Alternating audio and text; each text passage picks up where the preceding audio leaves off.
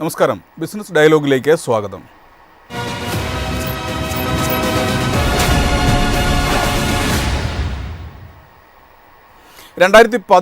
November 8 രാത്രിയാണ് പ്രധാനമന്ത്രി രാജ്യത്തെ നടുക്കിയ നോട്ട് നിരോധനം പ്രഖ്യാപിക്കുന്നത്.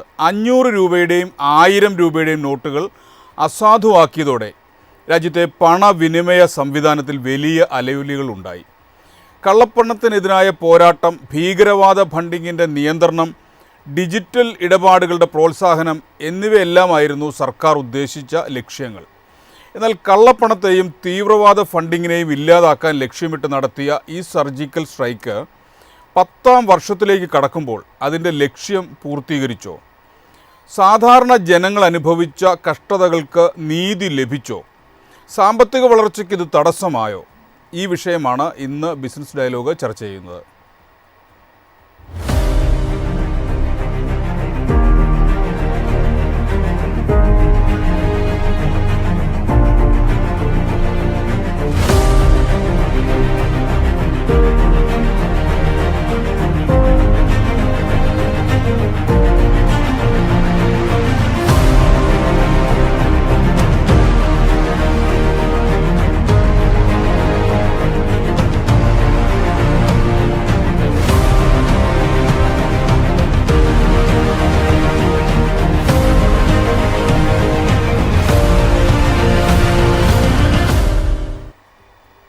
ഈ ചർച്ചയിൽ എന്നോടൊപ്പം KPCC general secretary M. Liju, SFI മുൻ അഖിലേന്ത്യാ vice president doctor Nitheesh Narayanan, BJPയിൽ നിന്ന് CV സജിനി, സാമ്പത്തിക വിദഗ്ധ ഡോക്ടർ മേരി ജോർജ് എന്നിവർ.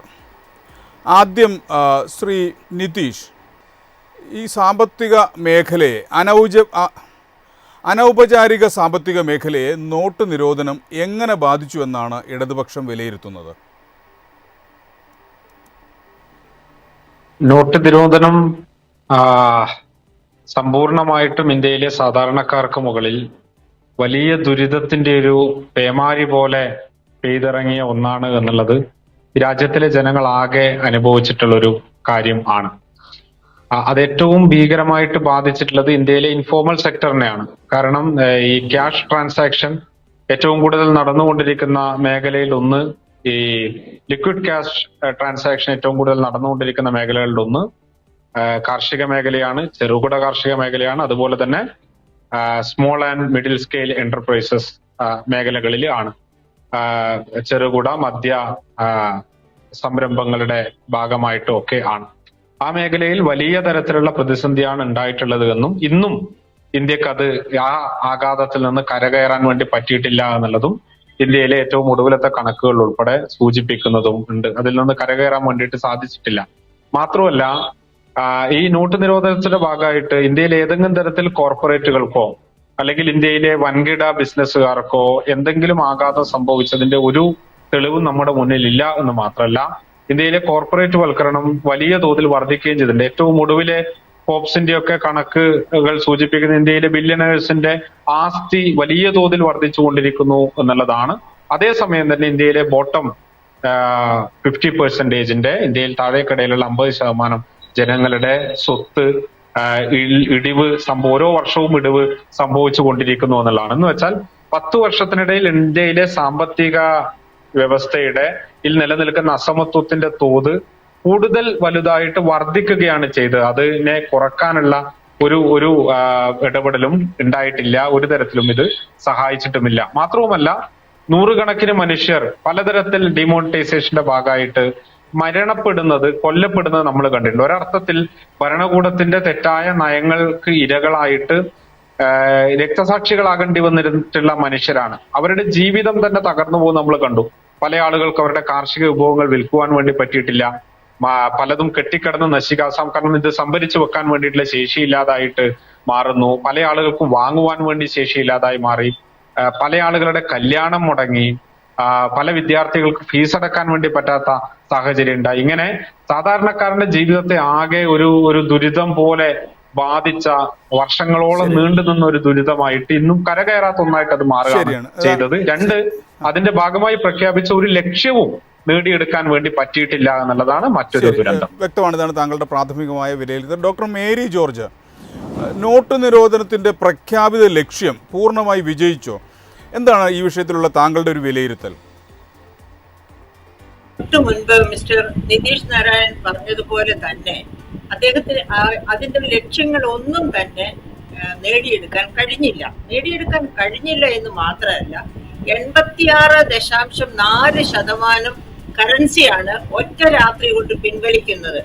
അതിന്റെ കുറെ ലക്ഷ്യങ്ങൾ ഉണ്ടായിരുന്നു. കള്ളപ്പണം ഇല്ലാതെയാക്കുക, അങ്ങനെ ഡിജിറ്റൽ കറൻസിയുടെ യൂസ് വർദ്ധിപ്പിക്കുക, അങ്ങനെ പല ലക്ഷ്യങ്ങളും ഉണ്ടായിരുന്നു. ആ ലക്ഷ്യങ്ങൾ നല്ലതായിരുന്നു, പക്ഷെ അത് തെരഞ്ഞെടുത്ത മാർഗം അതായിരുന്നു തെറ്റിപ്പോയത്. അപ്പം എന്താണ് സംഭവിച്ചത്? ഒറ്റ രാത്രി കൊണ്ട് എന്ത് സംഭവിച്ചു? നമുക്കറിയാം, ഒരു വാഹനം ഓടിക്കൊണ്ടിരിക്കുമ്പോൾ അതിന്റെ ഇന്ധനം തീർന്നാൽ ഇടിച്ചു നിൽക്കും. അതുപോലെയാണ് ഇന്ത്യൻ ഇക്കോണമിക്ക് സംഭവിച്ചത്. അതെങ്ങനെയാണ് അങ്ങനെ സംഭവിക്കുക? എന്താണ് കറൻസി എന്ന് നമ്മൾ മനസ്സിലാക്കണം. കറൻസി എന്ന് പറയുന്നത് അത് ഇന്ധനം പോലെയാണ്. ഒരു വാഹനത്തിന് എങ്ങനെയാണോ ഇന്ധനം, അതുപോലെയാണ് ഒരു സമ്പദ്ഘടനയെ സംബന്ധിച്ചിടത്തോളം കറൻസി എന്ന് പറയുന്നത്. അതായത് ഡെയിലി കൊടുക്കൽ വാങ്ങലുകൾ എല്ലാം നടത്തേണ്ടത്, അതായത് ക്രയവിക്രയങ്ങൾ മുഴുവൻ നടക്കുന്നത് കറൻസി ഒരു മീഡിയം ഓഫ് എക്സ്ചേഞ്ച് ആണ്. അങ്ങനെയാണ് നടക്കുന്നത്. അപ്പൊ അത് മുഴുവനും ഇടിച്ചു നിൽക്കുന്ന ഒരവസ്ഥയാണ് ഈ 86.4% കറൻസി പിൻവലിച്ചതോടുകൂടി സംഭവിച്ചത്. അതിന്റെ ആഘാതം നിതീഷ് നാരായൺ പറഞ്ഞതുപോലെ തന്നെ MSME സെക്ടർ, അതായത് നമ്മുടെ മൈക്രോ സ്മോൾ മീഡിയം എന്റർപ്രൈസസ്, അത് മുഴുവനുമായിട്ട് പാരലൈസ്ഡ് ആയിപ്പോയി. അതായത് അവിടെയാണ് ഈ കറൻസി എവ്രിഡേ കറൻസി ട്രാൻസാക്ഷൻസ് ആണ് അതിൽ നടക്കുന്നത്. ആ കറൻസി ട്രാൻസാക്ഷൻസ് നടക്കാതെ വന്നതോടുകൂടി അവയെല്ലാം പാരലൈസ്ഡ് ആയി. എന്ന് വെച്ചാല് നീതി ആയോഗിന്റെ കണക്ക് തന്നെ 3,60,000 micro small and medium enterprises നിന്നുപോയി എന്നാണ് കണക്ക് നീതി ആയോഗ് തന്നെ കൂട്ടിയത്. അപ്പൊ നീതി ആയോഗ് കണക്ക് കൂട്ടുന്നത് സത്യമായി പറഞ്ഞാല് പൂർണ്ണമായിട്ടും ശരിയായിരിക്കുമോ എന്ന് അറിഞ്ഞുകൂടാ. ഇതിന്റെ ഈ ആഫ്റ്റർ ഇഫക്റ്റ് ദുരന്തം കുറച്ച് കാണിക്കാനായിട്ട് അവർ ചിലപ്പോൾ നമ്പറിൽ കുറവ് വരുത്തിയിട്ടുണ്ടാകാം. അത് മാത്രവുമല്ല, അത്ര എളുപ്പമല്ല ഇന്ത്യ പോലെയുള്ള ഒരു മഹാരാജ്യത്ത് കിടക്കുന്ന മൈക്രോ സ്മോൾ ആൻഡ് മീഡിയം എന്റർപ്രൈസസിനെ എല്ലാം എണ്ണി തിട്ടപ്പെടുത്തുക എന്ന് പറയുന്നതും. അപ്പൊ അങ്ങനെ ഒരു അവസ്ഥയിലേക്ക് ഇന്ത്യയെ കൊണ്ടെത്തിച്ചു എന്നുള്ളതും മാത്രവുമല്ല, എന്താണ് അതിന്റെ ആഫ്റ്റർ ഇഫക്റ്റ്? തൊഴിലുകൾ നഷ്ടപ്പെട്ടു. അങ്ങനെ ഇന്ത്യ, അതായത് തോമസ് പിക്കറ്റിയെ പോലെയുള്ള വേൾഡ് റിനൗണ്ട് സയന്റിസ്റ്റുകള്, എക്കണോമിസ്റ്റുകള് കണ്ടെത്തിയിട്ടുള്ളത് 2014 പ്രത്യേകമായിട്ട് ഈ നോട്ട് നിരോധനം ഒരു കാരണമാണ്. 2014 2021 ഇടയ്ക്ക് ഇന്ത്യയിലുള്ള അതിദരിദ്രരുടെ എണ്ണം വർദ്ധിച്ചിരിക്കുന്നു. പോവർട്ടി ലൈനിന് താഴെ ഉള്ളവരുടെ എണ്ണം വർദ്ധിച്ചിരിക്കുന്നു. അതിന്റെ പ്രധാനപ്പെട്ട കാരണം, അതുപോലെ തൊഴിലില്ലായ്മ, ഇന്റർനാഷണൽ ലേബർ ഓർഗനൈസേഷൻ കഴിഞ്ഞ വർഷം പുറത്തുവിട്ട റിപ്പോർട്ട് അനുസരിച്ച് 82.09 ആണ് ഇന്ത്യയിലെ തൊഴിലില്ലായ്മ നിരക്ക്. ആരുടെ തൊഴിലില്ലായ്മ നിരക്ക്? പ്രീ ഡിഗ്രി ആൻഡ് എബവ് വിദ്യാഭ്യാസമുള്ളവരുടെ തൊഴിലില്ലായ്മ നിരക്ക്. ആ നിരക്കൊക്കെ പുറത്തു വന്നതിന് ശേഷമാണ് PM ഇന്റേൺഷിപ്പ് പ്രോഗ്രാം ഒക്കെ പ്രധാനമന്ത്രി ഡിക്ലയർ ചെയ്യുന്നത്. അപ്പൊ അങ്ങനെ തൊഴിലില്ലായ്മ വരാൻ കാരണം എന്താണ്? അതായത് ഇന്ത്യയിലെ തൊഴിലിന്റെ 96% നൽകുന്നത് ഈ പറയപ്പെട്ട ഇൻഫോർമൽ സെക്ടറാണ്. എന്ന് വെച്ചാൽ മൈക്രോ സ്മോൾ ആൻഡ് മീഡിയം എന്റർപ്രൈസസിന്റെ സെക്ടർ. ആ സെക്ടറാണ് ഇടിച്ചു നിന്ന് പോയത്. അതുകൊണ്ടാണ് തൊഴിലില്ലായ്മ ഇത്ര വ്യാപ്തമായത്. ശരി, ഞാൻ മടങ്ങി വരാം. ശ്രീമതി CV സജനി, നിരോധിച്ച നോട്ടുകളിൽ 99.3% ബാങ്കിംഗ് സംവിധാനത്തിലേക്ക് തിരിച്ചെത്തി. ഇത് കള്ളപ്പണം കണ്ടെത്തുക എന്ന ലക്ഷ്യത്തിന്റെ പരാജയമല്ലേ? ചില സർജിക്കൽ സ്ട്രൈക്കുകൾ നമ്മുടെ രാജ്യത്തിനും സമൂഹത്തിനുമൊക്കെ അത്യന്താപേക്ഷിതമാണ്. അത്തരത്തിലൊരു സർജിക്കൽ സ്ട്രൈക്കിന്റെ ഭാഗമായിരുന്നു യഥാർത്ഥത്തിൽ ആ നോട്ട് നിരോധനം. അതിനുശേഷവും പല സർജിക്കൽ സ്ട്രൈക്കുകൾ നമ്മൾ കണ്ടുവല്ലോ, ഇങ്ങേറ്റം സിന്ദൂർ വരെ. അപ്പൊ അതിന്റെ എല്ലാം എന്തിനു വേണ്ടിയായിരുന്നു? ലക്ഷ്യം എന്തായിരുന്നു? അതിന്റെ ഫലം എന്തായിരുന്നു? അതെല്ലാം ഈ രാജ്യത്തിന്റെ നന്മയ്ക്കും വികാസത്തിനും വേണ്ടി തന്നെ ഉള്ളതായിരുന്നു. നോട്ടു നിരോധനം എന്ന് പറയുന്നത് അത് അതിന്റെ ലക്ഷ്യത്തിലെത്തി, അതതിന്റെ ഉദ്ദേശശുദ്ധി അത് മുഴുവൻ ജനങ്ങൾക്കും രാജ്യത്തിനും മനസ്സിലായി. അതിന്റെ ഉദ്ദേശശുദ്ധിയുടെ ഫലം അത് ഈ രാജ്യത്തിന് ലഭിച്ചുകൊണ്ടിരിക്കുന്നു എന്നതിന്റെ ഏറ്റവും വലിയ തെളിവാണ് ഇന്ന് നമ്മുടെ രാജ്യം ഏതാണ്ട് ഒരു 5 ട്രില്യൺ ഇക്കോണമിയിലേക്ക് കുതിക്കുന്നത്. രാജ്യത്തെ ഒരു 4ാമത് ലോക ഇക്കണോമിക് ശക്തിയായിട്ട്, സാമ്പത്തിക ശക്തിയായി വളർന്നിരിക്കുന്നത്, നമ്മുടെ GDP വളരുന്നത്. അതൊക്കെ അന്ന് നടത്തിയ ആദരണീയ പ്രധാനമന്ത്രി മോദി സർക്കാർ നടത്തിയ ആ നോട്ട് നിരോധനം അത് ശരിയായിരുന്നു എന്ന് കാണിക്കുന്നത് തന്നെയാണ്. എന്തിനായിരുന്നു നോട്ട് നിരോധനം? കള്ളപ്പണം ഇല്ലാതാക്കുവാൻ വേണ്ടിയുള്ള ഒരു ശ്രമമായിരുന്നു അത്. അതുപോലെ ഈ പാരലൽ ഒരു ഇക്കോണമി ഇവിടെ ഉണ്ടായിരുന്നു, പാരലായിട്ട് ഒരു ബാങ്കിങ് സിസ്റ്റം ഉണ്ടായിരുന്നു. ഇവിടെ ഒരു റിയൽ എസ്റ്റേറ്റ്, ഇവിടുത്തെ റിയൽ എസ്റ്റേറ്റ് മുഴുവൻ ഈ കള്ളപ്പണത്തെ ആധാരമാക്കിയായിരുന്നു. അത്തരം കാര്യങ്ങളിലൊക്കെ ഒരു വലിയ മാറ്റം വരുത്തുവാൻ ആ നോട്ട് നിരോധനത്തിന് സാധിച്ചു. പിന്നെ ഇവിടെ പറഞ്ഞുവല്ലോ, വലിയ രീതിയിൽ തൊഴിൽ നഷ്ടപ്പെട്ടു, ഇവിടെ ആളുകൾ അതിന്റെ പേരിൽ ആളുകൾ രക്തസാക്ഷികളായി എന്നൊക്കെ ഇവിടെ ഇടതുപക്ഷത്തിന്റെ പ്രതിനിധി പറയുന്നത് കേട്ടു. എന്തൊരു യോഗ്യതയാണ് പറയാൻ! ഈ ഇത്തരം വലിയ കാര്യങ്ങളൊക്കെ സംസാരിക്കുന്നതിന് മുമ്പ് ഈ സ്വന്തം സംസ്ഥാനത്തെ കേരളത്തിലെ ആ ആശുപത്രികളിലെ കുറച്ച് ഉപകരണങ്ങളും അറ്റ്ലീസ്റ്റ് ഒരു പഞ്ഞിയെങ്കിലും, മുറിവുമായിട്ട് വരുന്നവർക്ക് വെക്കാൻ ഒരു പഞ്ഞിയെങ്കിലും ഒരു ആവശ്യത്തിലൊക്കെ ഉണ്ടായിരുന്നെങ്കിൽ ആദ്യം അത്തരം സൗകര്യങ്ങളൊക്കെ വളർത്തുന്നത് നല്ലതായിരിക്കും. പിന്നെ നിങ്ങൾ ഈ LDF എപ്പോഴും പറയുന്ന, ഈ ഇടതുപക്ഷത്തിൽ പ്രതിനിധി എപ്പോഴും പറയുന്ന ഈ കോർപ്പറേറ്റ് വൽക്കരണമുള്ള കോർപ്പറേറ്റുകൾക്കാണ് അതിനെല്ലാം ഗുണമുണ്ടായത്. നിങ്ങൾ ഇവിടെ ഈ വിഴിഞ്ഞം പദ്ധതിയെ കുറിച്ച് കൊട്ടിഘോഷിക്കുന്നുണ്ടല്ലോ വലിയ നേട്ടമായിട്ട്. ഈ വിഴിഞ്ഞം പദ്ധതി ആരുടേതാണ്? അദാനി. നിങ്ങൾ എപ്പോഴും പറയാറില്ല ഈ കോർപ്പറേറ്റ് സെക്ടർ എന്ന് പറയുന്നത് കൂട്ടത്തിൽപ്പെടുന്നതാണല്ലോ ഈ അദാനി. ഇത് അദാനിയുടെ തന്നെ. അപ്പോ എന്തെങ്കിലുമൊക്കെ കാര്യങ്ങളൊക്കെ പറയുന്നതിന് മുമ്പ് ഈ എന്താണ് യാഥാർത്ഥ്യം എന്ന് മനസ്സിലാക്കുക തന്നെ ചെയ്യണം. അതുകൊണ്ട് ആദ്യ മോദി സർക്കാരാണ് ഇങ്ങനത്തെ ഒരു നോട്ട് നിരോധനം കൊണ്ടുവന്നത്. ഈ ആദ്യ മോദി സർക്കാരിന്റെ ആ നടപടിയെ, ആ സർജിക്കൽ സ്ട്രൈക്കിനെ ഏറ്റവും സാധാരണക്കാർ, സ്ട്രീറ്റ് വെണ്ടേഴ്സ് തൊട്ട് തെരുവോര കച്ചവടക്കാർ തൊട്ട് കർഷകർ തൊട്ട് മുഴുവൻ സമസ്ത വിഭാഗങ്ങളും അതിന്റെ യഥാർത്ഥ ഉദ്ദേശശുദ്ധി മനസ്സിലാക്കിയും അതിന്റെ ഗുണഫലങ്ങൾ അവർക്ക് സിദ്ധിക്കുകയും ചെയ്തു എന്നതിന്റെ ഏറ്റവും വലിയ ഉദാഹരണമാണല്ലോ 2ാം മോദി സർക്കാരും 3ാം മോദി സർക്കാരും ഭരണത്തിലേക്ക് വന്നത്. രണ്ടാം മോദി സർക്കാർ ഭരണത്തിലേക്ക് വന്നത് നോട്ട് നിരോധനത്തിന്റെ ഫലമാണെന്ന് പറയുന്നതിന്റെ അടിസ്ഥാനം എന്താണ്? അല്ല, നോട്ട് നിരോധനത്തിന്റെ ഫലമാണെന്നല്ലല്ലോ ഞാൻ പറഞ്ഞത്. നോട്ട് നിരോധനം അത് അത്രയധികം ജനങ്ങളെ ബാധിച്ചിരുന്നുവെങ്കിൽ, ഇപ്പൊ ഇതിന് മുൻപുള്ള ടീച്ചറും ഇടതുപക്ഷ പ്രതിനിധിയും ഒക്കെ പറഞ്ഞല്ലോ, അതിന് വലിയ ഒരു വിപരീത ഫലം, വലിയ ബുദ്ധിമുട്ടുകൾ ജനങ്ങൾ ഉണ്ടാക്കിയെന്ന് പറഞ്ഞല്ലോ. അങ്ങനെയൊക്കെ ആയിരുന്നെങ്കിൽ അവരുടെ തൊഴിൽ മേഖലകളും അവരുടെ ജീവിത മാർഗങ്ങളും ഒക്കെ അടഞ്ഞ് അവരൊരു വലിയ ബുദ്ധിമുട്ടിലേക്ക് പോയിരുന്നെങ്കിൽ ജനങ്ങൾക്ക് ബുദ്ധിമുട്ടുണ്ടാക്കിയില്ല എന്നാണോ താങ്കൾ പറയുന്നത്? കേട്ടില്ല. നോട്ട് നിരോധനം ജനങ്ങൾക്ക് ബുദ്ധിമുട്ടുണ്ടാക്കിയില്ല എന്നാണോ താങ്കളുടെ വാദം? നോട്ട് നിരോധനം ആദ്യത്തെ യാതൊരു ബുദ്ധിമുട്ടും ഉണ്ടാക്കിയില്ല. മേ ബി ആ നോട്ട് മാറാൻ വേണ്ടി അവർ വരിയിൽ പോയി നിന്നിട്ടുണ്ടാവും.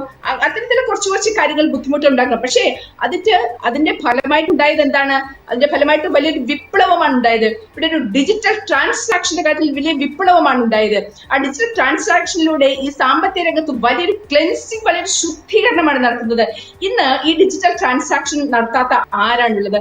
നമ്മുടെ വീട്ടിലെ ചീരയും കൊണ്ട് വരുന്ന ഒരു സാധാരണ സ്ത്രീ പോലും, ഇവിടെ നമ്മുടെ വീട്ടിൽ പേപ്പർ എടുക്കാൻ വരുന്ന ഒരാൾ പോലും, ഒരു ഉന്തുവണ്ടിയുമായിട്ട് വരുന്ന ഒരു സാധാരണ ഒരു തൊഴിൽ സ്ട്രീറ്റ് വെണ്ടർ പോലും, ഇവർ പോലും ഡിജിറ്റൽ ഇക്കോണമിയിലേക്ക് മാറിയിരിക്കുന്നു എന്നുള്ളത്, ഡിജിറ്റൽ ട്രാൻസാക്ഷനിലേക്ക് മാറിയിരിക്കുന്നു എന്നുള്ളതാണ്.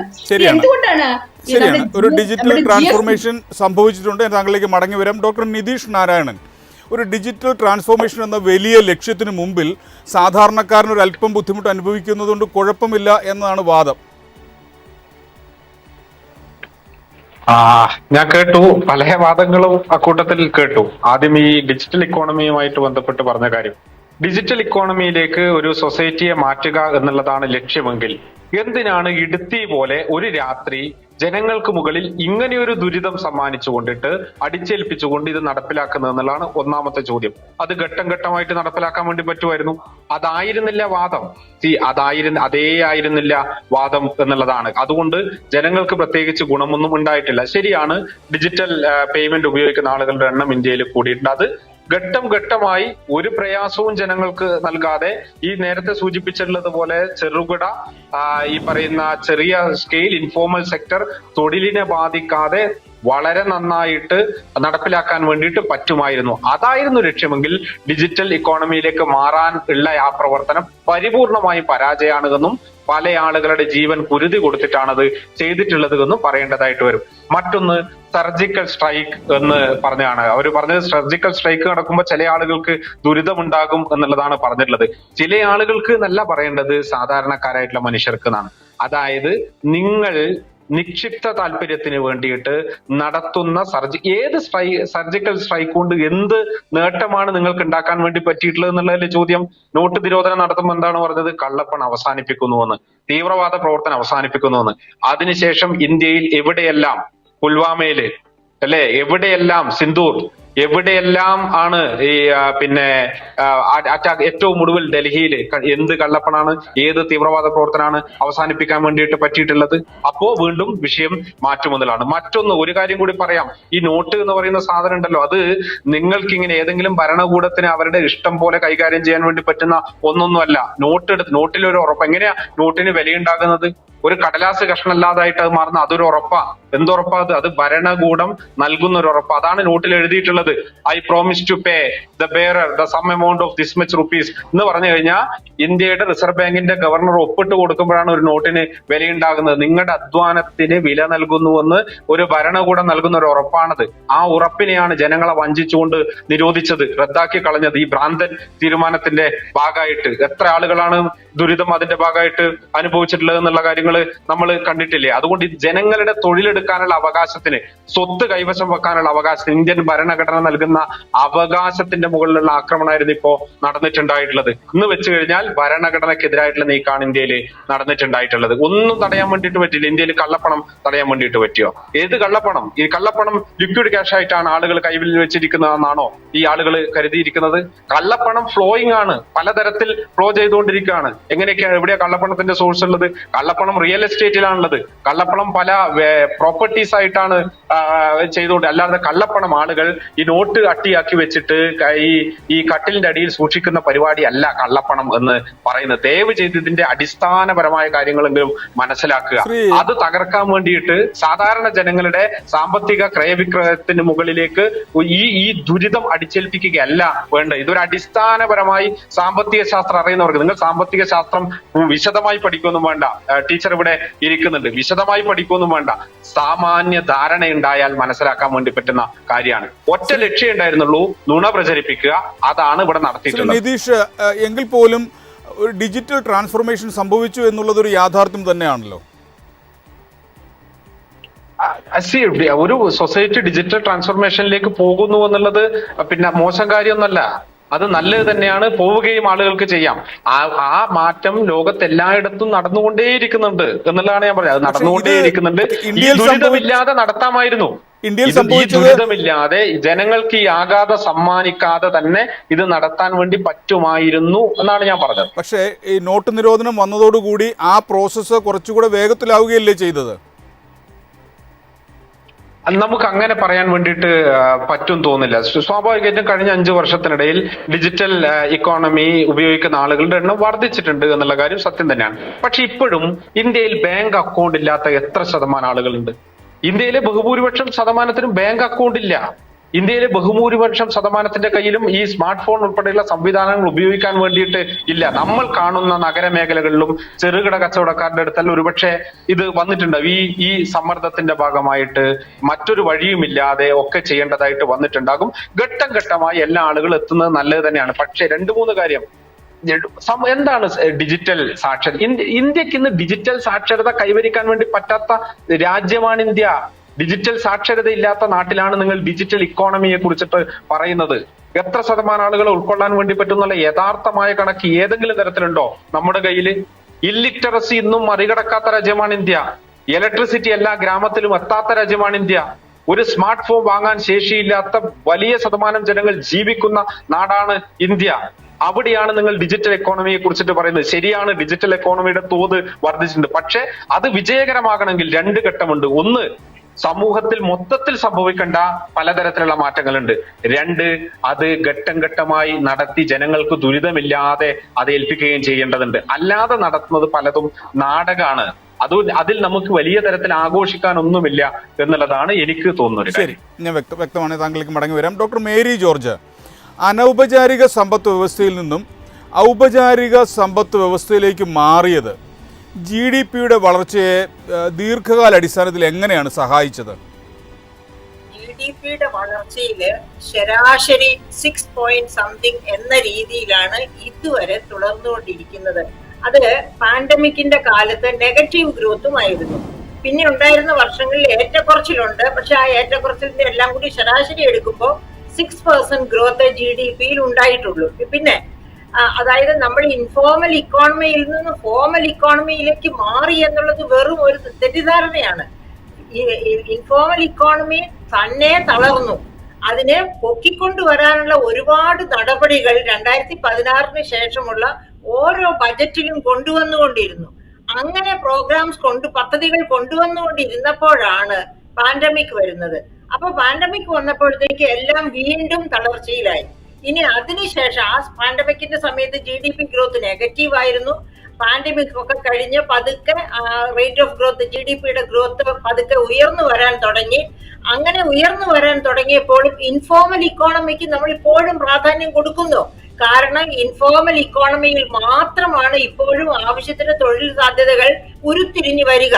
കാരണം ഈ ഫോർമൽ ഇക്കോണമി എന്ന് പറയുന്ന കോർപ്പറേറ്റ് സെക്ടർ എന്ന് പറയുന്നത് ഇന്ത്യയുടെ തൊഴിലിന്റെ ഒരു 4%, 5% മാത്രം കൊടുക്കുന്ന മേഖലയാണ്. അപ്പൊ അതിനെ ഡിപ്പെൻഡ് ചെയ്ത് ഇന്ത്യക്ക് വളരാൻ ഒക്കില്ല. അതുപോലെ തന്നെ അപ്പൊ നേരത്തെ മിസ്റ്റർ നാരായൺ പറഞ്ഞ ഒരു കാര്യം അതിനോട് ഞാൻ ഇത്തിരി കൂട്ടിച്ചേർക്കുന്നു.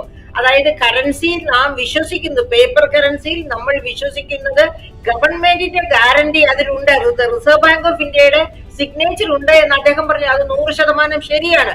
പക്ഷേ അതിലുമുപരി അതിന് മറ്റൊന്നുകൂടി ഉണ്ട്. അതെന്താണ്?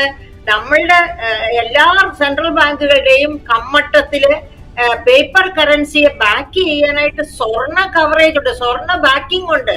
ഇപ്പൊ നമ്മുടെ റിസർവ് ബാങ്ക് ഓഫ് ഇന്ത്യയിൽ തന്നെ 880 ടൺ സ്വർണമാണ് ഉള്ളത്. പക്ഷെ അത് മുഴുവനും കറൻസിയുടെ ബാക്കിംഗ് ആണെന്ന് ഞാൻ പറയുന്നില്ല. 1935 റിസർവ് ബാങ്ക് ഓഫ് ഇന്ത്യ തുടങ്ങുന്ന സമയത്ത് 112 കോടിയുടെ സ്വർണമായിരുന്നു. ആകെ 200 കോടിയുടെ എന്താ പറയുക സപ്പോർട്ടായിരുന്നു ബാക്കിംഗ് ആയിരുന്നു കറൻസിക്ക് ഉണ്ടായിരുന്നത്. അതിൽ 112 കോടിയുടെ സ്വർണവും ബാക്കിയുള്ളത് പിന്നെ ഫോറിൻ കറൻസീസും ആയിരുന്നു.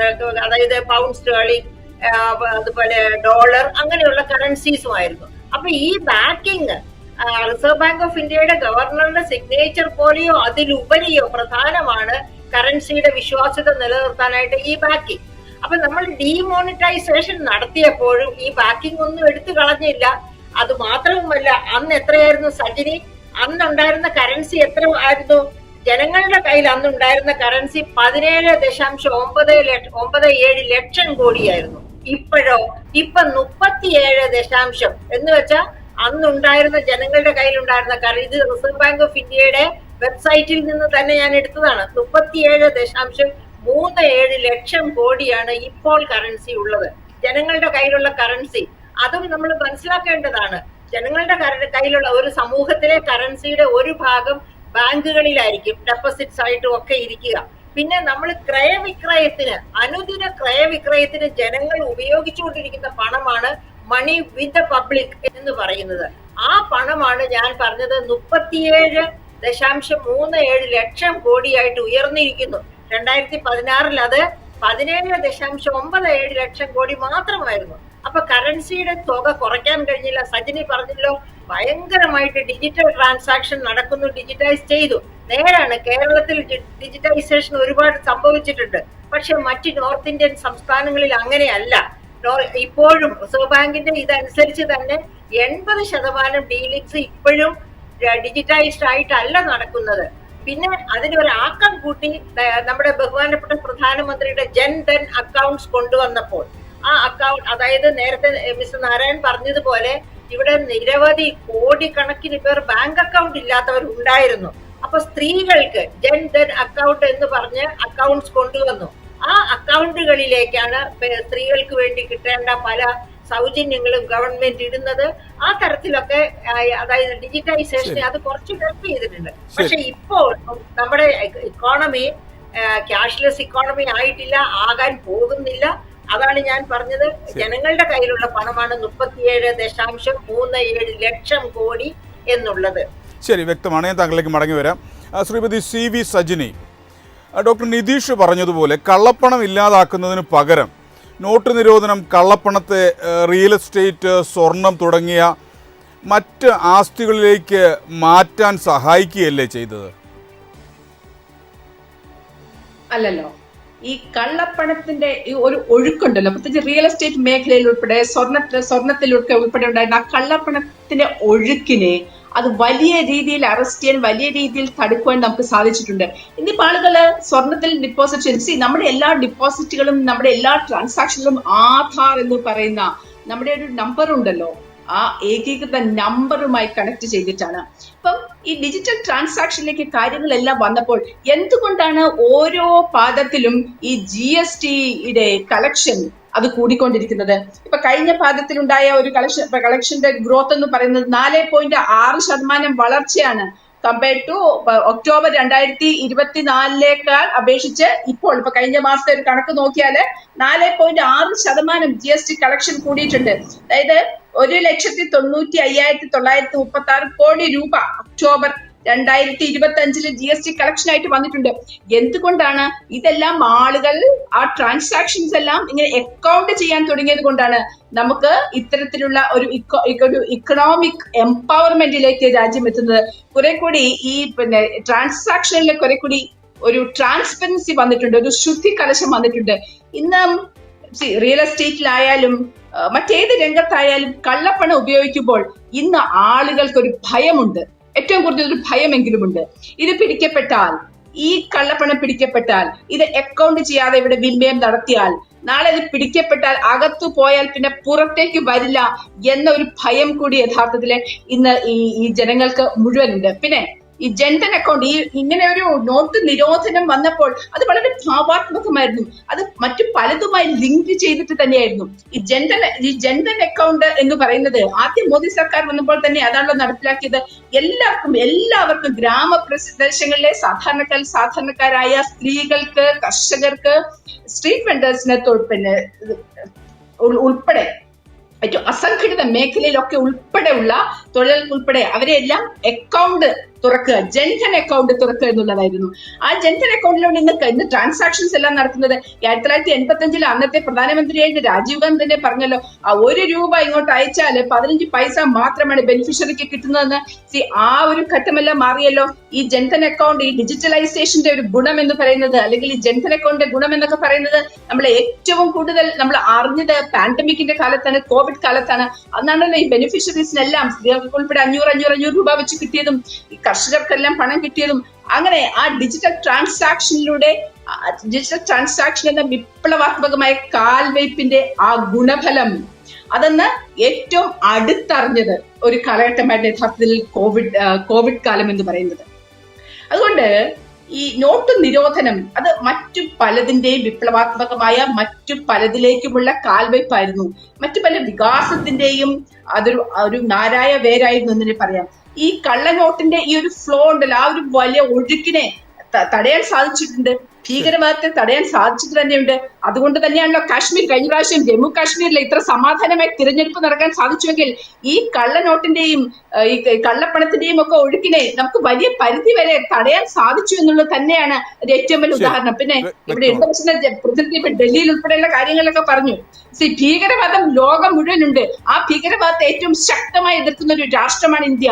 അതിന്റെ ഏറ്റവും വലിയ ഉദാഹരണമാണ് സിന്ദൂർ ഓപ്പറേഷൻ. അതുകൊണ്ടാണ് ലോകം മുഴുവൻ ഇന്ത്യയുടെ ഒപ്പം നിന്നത് സിന്ദൂർ ഓപ്പറേഷന്റെ കാര്യത്തിൽ.